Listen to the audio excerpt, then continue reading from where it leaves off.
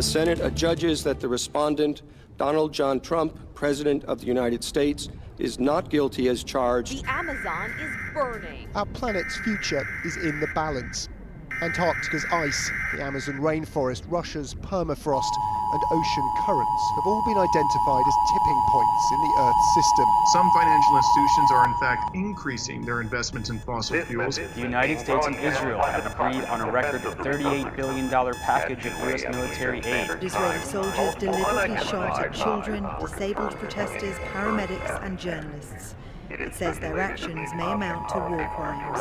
Israeli security forces committed serious violations of human rights and international humanitarian law. America stands with Israel. A growing number of states are beginning to pass laws that would immediately ban abortion if Roe versus Wade is overturned. Prisons are extending their reach beyond jail cells to make more money on incarcerated people. We took care of the military like it's never been taken care of before. Documenting the role that the U.S. and Europe have played in the deaths of hundreds of civilians in the U.S.-backed Saudi and UAE-led war on Yemen. Donald Trump today called for more military spending, more troops, more ships, more submarines, more planes. You've been hearing me say it's a rigged system, but now I'm saying it anymore because I want it.